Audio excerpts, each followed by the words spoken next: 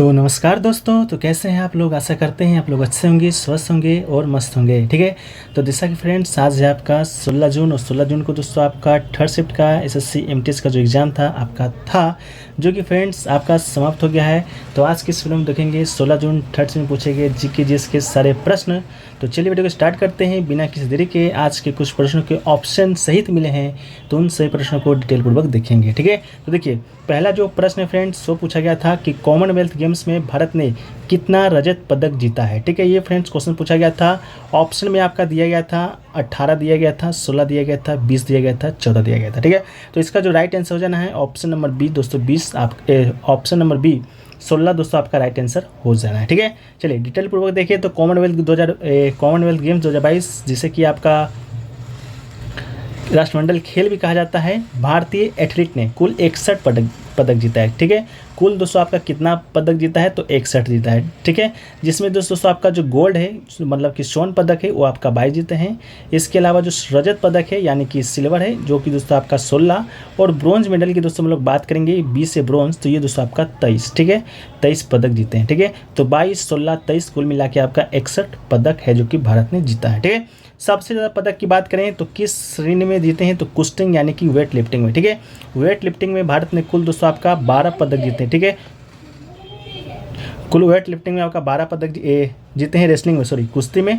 इसके अलावा weight lifting की बात करेंगे तो वेट लिफ्टिंग में आपका भारत ने 10 मेडल जीते हैं। ठीक है, वहीं पर बॉक्सिंग में बात करेंगे तो बॉक्सिंग में 7 पदक। ठीक है, और हम लोग देखें कि कॉमनवेल्थ जो गेम्स है 2022 से जो कि दोस्तों आपका आयोजित कहाँ हुआ है? बर्मिंघम में हुआ है। ठीक है, बर्मिंघम की बात करेंगे तो ये दोस्तों आपका कहाँ पर पड़ता है? तो ये आपका इंग्लैंड में पड़ता है। ठीक है, इसके अलावा भारत ने एक बार, ठीक है, भारत ने अब तक एक बार कॉमनवेल्थ गेम्स का जो आयोजन लिया है, तो 2010 का जो कॉमनवेल्थ गेम्स था वो आपका भारत में ही खेला गया था। ठीक है, चलिए फ्रेंड्स वीडियो में आगे बढ़ने इससे पहले दोस्तों आपको बता दें कि जिन लोगों ने अभी एसएससी एमटीएस का जो प्रीवियस जो शिफ्ट हुए हैं अब तक आपका 45, ठीक है, 45 जो शिफ्ट है दोस्तों आपका 14 जून तक हो चुका है। आज मिला दे तो 15 और 16 जून टोटल मिला के आपका 51 शिफ्ट हो जाएगा। 51 शिफ्टों का जो पीडीएफ है प्रश्नोत्तर मतलब कि प्रश्न के साथ उत्तर भी रहेंगे, साथ में साथ जो आपके एग्जाम में संभावित फैक्ट से प्रश्न आते हैं वो भी इसमें शामिल किया गया है। एक से जितने 1000 प्रश्न हैं अभी तक। ठीक है, तो पूरे प्रश्नों के साथ एक्स्ट्रा फैक्ट को शामिल किया गया है। मात्र 20 रुपये के न्यूनतम शुल्क पर ये आप ले सकते हैं। व्हाट्सअप नंबर सामने आपको दिया गया है, डिस्क्रिप्शन में भी लिंक दिया गया है, वहाँ से भी आप लोग परचेज कर सकते हैं डायरेक्ट व्हाट्सअप पर आकर। इसमें आपका जीके जीएस करंट अफेयर्स के प्रश्न जो कि देखने को मिलेंगे। ठीक है, 16 जून तक मिलेगा। हो सके तो बाद में आपका पीडीएफ का जो दाम है बढ़ भी जाए जब आपका एग्जाम खत्म हो जाएगा, तो अभी ऑफर में है तो आप लोग ले सकते हैं। इसके अलावा पीडीएफ का जो रिव्यू है एक स्टूडेंट ने अभी भेजा है, उसको भी देख लीजिए। एक स्टूडेंट अभी भेजा है। ऐसे तो बहुत सारे स्टूडेंट हैं जो कि बहुत मात्रा में पीडीएफ के बारे में पॉजिटिव जो बातें होती हैं वो कहते हैं, तो एक अभी नज़र में आ गया था तो उसके सामने आप लोग को दिखा दे रहे हैं। ठीक है, तो चलिए वीडियो में आगे बढ़ते हैं, बाकी आप लोग देख लीजिएगा, व्हाट्सएप पर जानकारी प्राप्त कर लीजिएगा। ठीक है, अगला जो प्रश्न पूछा गया फ्रेंड्स कि वित्त वर्ष 2020-21 में कच्चे इस्पात का दूसरा सबसे बड़ा उत्पादक देश कौन बना है? ठीक है, तो ये दोस्तों आपका कौन बना है? तो ये अपना देश भारत बना है। राइट आंसर भारत हो जाएगा। ठीक है, भारत आपका किसको पछाड़कर? तो जापान को पछाड़कर आपका है जो कि सेकेंड स्थान पे लाया था। फर्स्ट स्थान पे आपका कौन है? तो आपका चीन है दोस्तों आपका फर्स्ट स्थान पे। ठीक है, चलिए नेक्स्ट क्वेश्चन की ओर बढ़ें। तो नेक्स्ट क्वेश्चन है नालंदा जो विश्वविद्यालय है वो आपका कहाँ पर स्थित है? तो नालंदा विश्वविद्यालय दोस्तों आपका राज्य कहाँ पड़ता है? बिहार में पड़ता है, तो बिहार में स्थित है। इसके अलावा जिला की बात करेंगे तो नालंदा जिला है, और आपका इसका जो निर्माण काल है आपका 450 से 470 ईस्वी में हुआ था। किसने किया था? तो गुप्तकालीन सम्राट था आपका कुमारगुप्त प्रथम ने। ठीक है, तो नालंदा विश्वविद्यालय की स्थापना किए तो इसका राइट आंसर हो जाएगा। अगला है वास्तविक जो मजदूरी है वो आपका बेरोजगारी है जो कि किस प्रकार का है? तो क्लासिकल एम्प्लॉयमेंट है, तो आपका राइट आंसर हो जाएगा क्लासिकल एम्प्लॉयमेंट। ठीक है, इसके अलावा वास्तविक मजदूरी मुद्रास्फीति के लिए समायोजित मजदूरी है जो कि या तो समतुल्य रूप से खरीदी जा सकने वाली वस्तुएं और सेवाओं की मात्रा के संदर्भ में मजदूरी है। इस शब्द का प्रयोग है नाममात्र की मजदूरी या असमायोजित मजदूरी के विपरीत किया जाता है। ठीक है, नेक्स्ट क्वेश्चन है कि जैव विविधता संशोधन विधेयक किस मंत्रालय से संबंधित है? तो संसद के शीतकालीन सत्र में 9 दिसंबर 2021 को देश के वन एवं पर्यावरण जलवायु मंत्रालय के मंत्री भूपेंद्र सिंह यादव ने जैव विविधता कानून 2021 में संशोधन के लिए अधिनियम का मसौदा पेश किया था। तो वन, पर्यावरण और जलवायु मंत्रालय आपके राइट आंसर हो जाएंगे। ठीक है, नेक्स्ट क्वेश्चन है फ्रेंड्स कि भारतीय संविधान का कौन सा जो भाग है आपका नगर पालिकाओं का वर्णन करता है? तो भाग 9A। ठीक है, भाग 9A में दोस्तों आपका क्या है? नगर पालिकाओं का वर्णन है, तो राइट आंसर हो जाएगा। भाग 9A के अनुच्छेद 243P से 243Z तक शामिल है और भारतीय संविधान का 9A आपका 74वें संविधान संशोधन 1992 के द्वारा भारतीय संविधान में जोड़ा गया था और इस संशोधन को नगर पालिका अधिनियम के रूप में भी जाना जाता है, जो कि 1 जून 1993 को लागू हुआ था। ठीक है, इसके अलावा नगर पालिका को नगर पंचायत, नगर परिषद और नगर निगम के रूप में 3 श्रेणियों में विभाजित है, जो कि किया जाता है।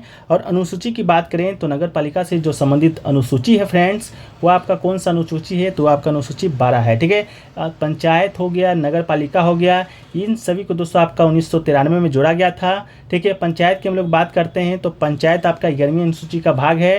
ठीक है, पंचायत से संबंधित प्रश्न भी आज के इस शिफ्ट में देखे गए हैं, उसको हम लोग अभी आगे के प्रश्न में देखेंगे। ठीक है, तो ये प्रश्न पूछा गया था नगर पालिका का, तो नगर पालिका क्या राइट आंसर हो जाएगा?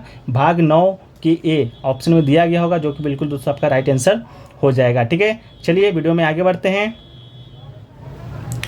अगला जो प्रश्न है कि घर्षण को कम करने वाला पदार्थ को डैश कहा जाता है। ठीक है, ये क्वेश्चन पूछा गया था आपका कि घर्षण को कम करने वाला पदार्थ कौन सा है? तो आपको बता दें स्नेहक। ठीक है, स्नेहक दोस्तों इसका राइट आंसर हो जाएगा।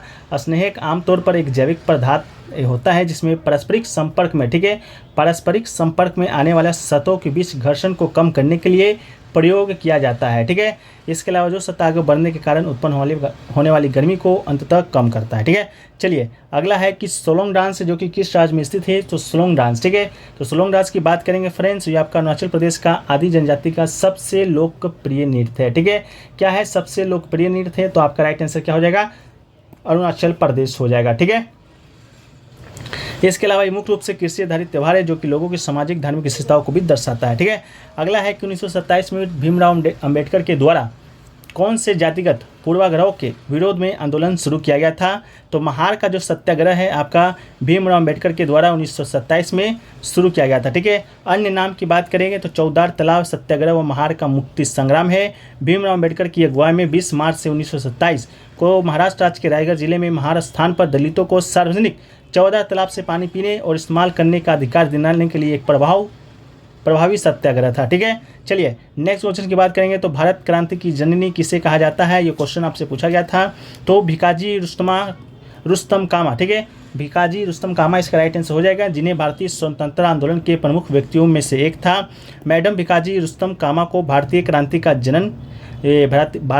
की जननी माना जाता है। वो जर्मन में संसद पर झंडा फहराने के लिए भी बुलाया गया था।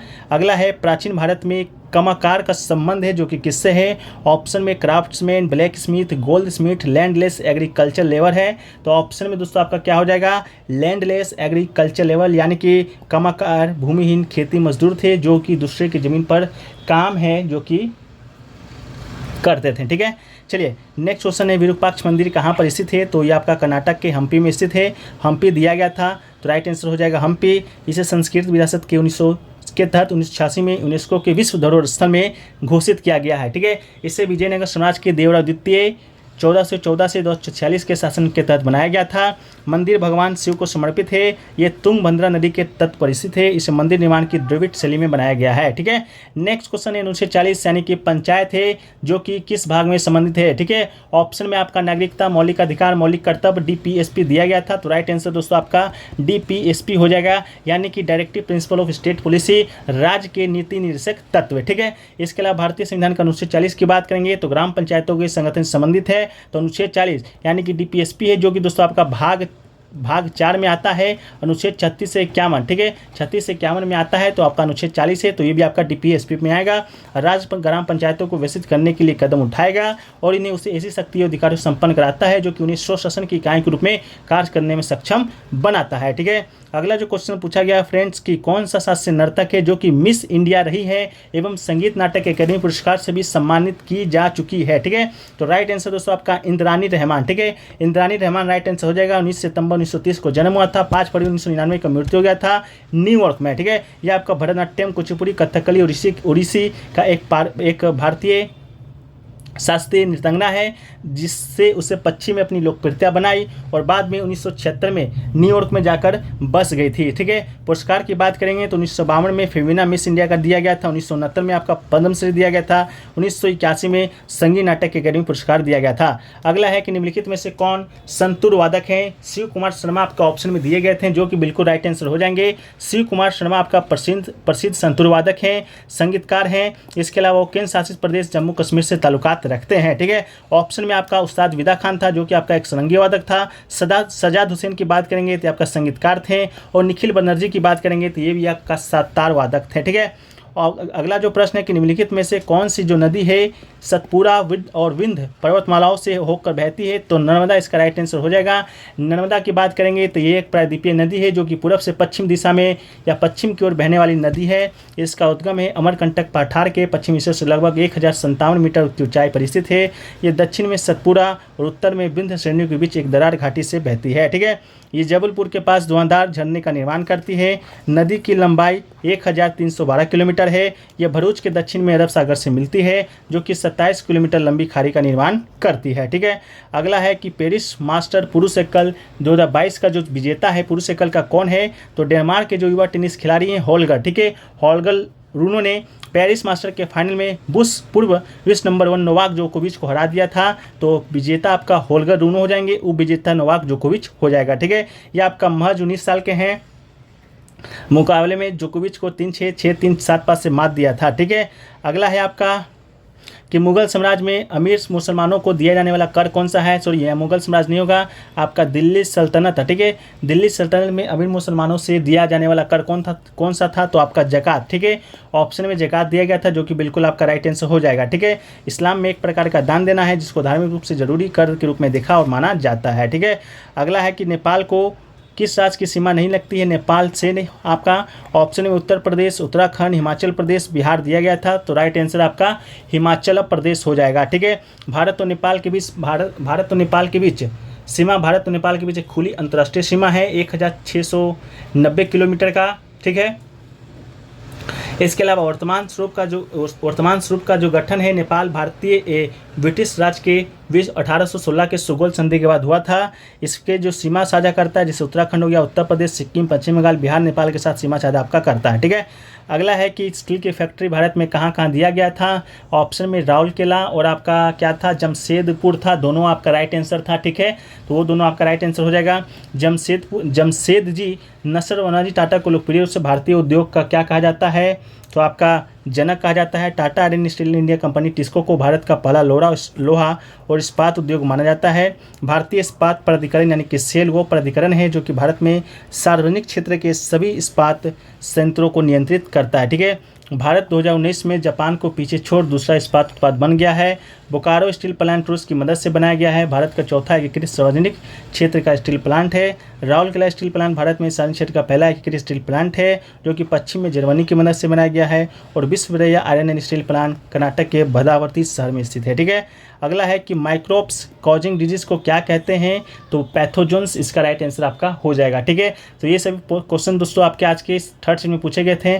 गर्मी थोड़ा सा ज़्यादा है, तो जो भी प्रश्न छूट गए होंगे उसको हम पीडीएफ में शामिल कर देंगे। ठीक है, बाकी पीडीएफ है जो कि आपको टेलीग्राम पे मिल जाएगा, लिंक डिस्क्रिप्शन में दिया गया था, तो आप लोग जाकर वहाँ से ज्वाइन हो जाइएगा। बाकी पीडीएफ लेना है अभी तक की 51 शिफ्टों का, तो व्हाट्सएप पे संपर्क कर लीजिएगा और सारा जानकारी आपको वहीं पर मिल जाएगा। ठीक है, तो चलिए मिलते हैं नेक्स्ट के वीडियो में। जब तक के लिए जय हिंद, जय भारत।